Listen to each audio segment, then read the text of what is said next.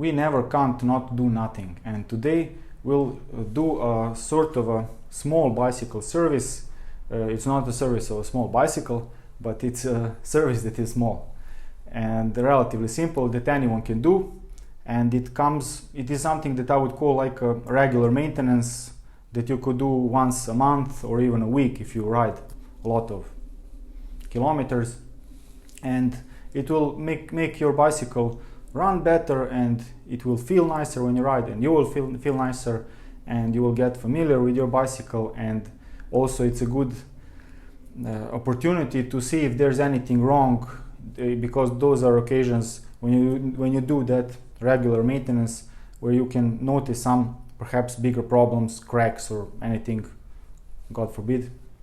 And then for those stuff you might want to take your bicycle to a mechanic, even though I think it's nicer to do it all by yourself. But anyway, these are some simple things that I think anyone could do and should do regularly. And let's get on with it. I'll move the camera so we can take a look at the bicycle and give it a go. Okay, let's start from the front. First thing that can be done is to inflate your tires. Tire pressure should be checked regularly and they should be inflated.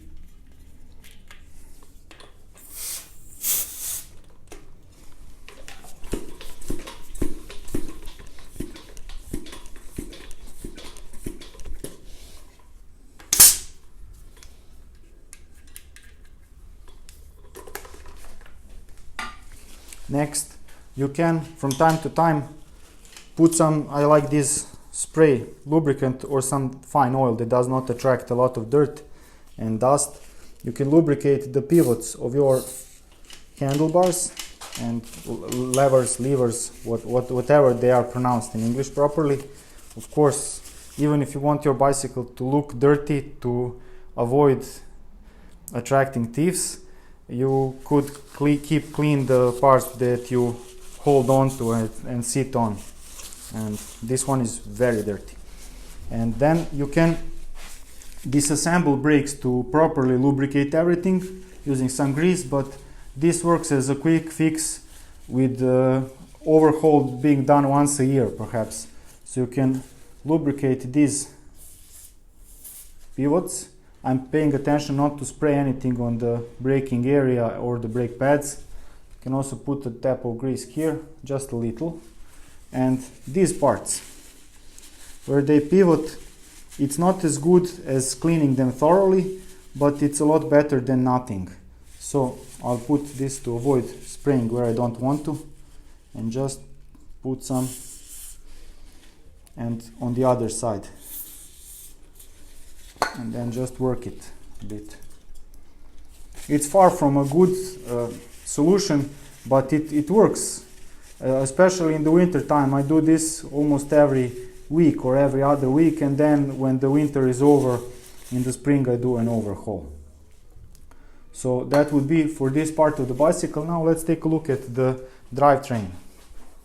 Here we have a drivetrain that is dirtier than my thoughts, and first thing to do would be to shift into the smallest in the back and the largest in the front, which I already did here, and take perhaps a bit cleaner cloth than this one, and spinning backwards or whichever way you can, depending on your bicycle, clean it from the side and clean this part where the rollers are.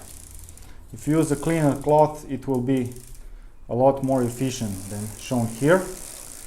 And after you clean it, you can also clean these pulley wheels by holding a screwdriver and then spinning them. Let's show that. Here, if you have a lot of things stuck, just do carefully to not damage anything. But this will help peel it all off physically.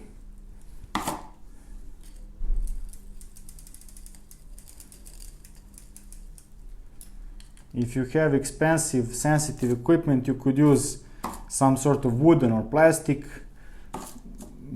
thing or a cloth with some degreaser on it. But this is a quick and dirty way to get them cleaner. I'm not sure if this other one can be caught on camera, but I've got quite a nice amount of of everything taken off. You can do the same with the front chain rings. The principle is the same. You just hold this against them and just spin them. And you can do it with the cassette. Just be careful not to damage anything on your bicycle, and even more importantly on your hands, to not get caught up. Just use common sense and be careful. Don't put your finger if your chain will pull it in and so on. Be mindful, use common sense and caution. After that is cleaned up, you can lubricate the chain. It's good to have the chain lubricated, and it's done by putting 1 drop of grease on top of every link. At least this is the way I like doing it. There are thousands of different ways. And after you've done the whole chain, just be sure to see where you started before you make the whole circle. You can usually see which links are lubricated, or some chains like this one that has a quick release link here. Quick link. Yeah, that can be used as a reference. This one is super dirty. It should be cleaned a bit more thoroughly before lubricating it, but this is the principle. And after you've done that, I hold this usually to avoid, because there's a lot of spraying of lubricant coming from this part when I'm doing this, and this is what I will do. Turn the pedals backwards about 20 to 30 times to make sure that the lubricant gets between the rollers and the pins where it should be. And after you've given it a lot of time and opportunity to get where it should be, you can just then wipe off any excess lubricant to keep the chain on the outside as dry as possible. After that, it would be a good idea to lubricate all the derailleur pivots, both on the front and on the rear, and just let it work a bit, and then wipe off everything that you have. And note that it's usually better to first clean it and then lubricate it. I'm doing it here the wrong way around, and perhaps pushing some dirt along with the lubricant further deeper inside.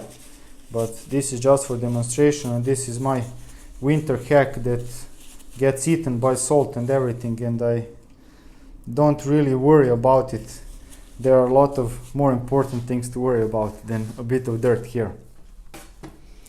And it's up for a more thorough overhaul.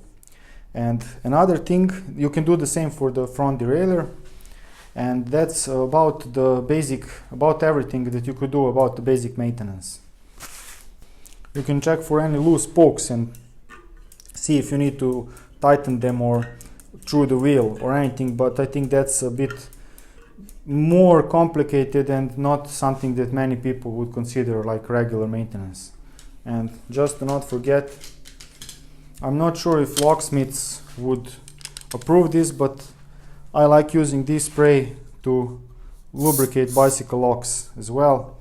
It's a lot better than nothing. It's probably far from perfect for locks, but it's a whole lot better than not lubricating them at all, especially when it's rainy or freezing temperatures. Almost forgot the kickstand. Give it some love and care.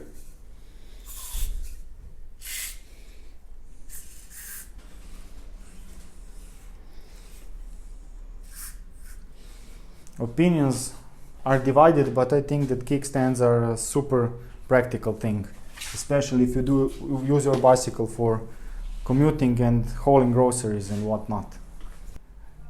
Do try this at home.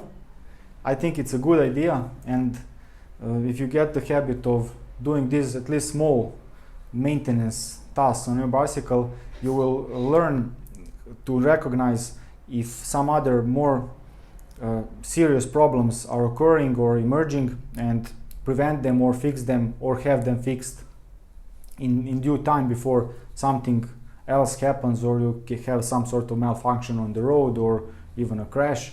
So it's a good opportunity to take a look at the whole bicycle as you're going through this regular maintenance, and you will feel better when you know it's nice, at least a bit cleaned, more clean and better lubricated than than just leaving it.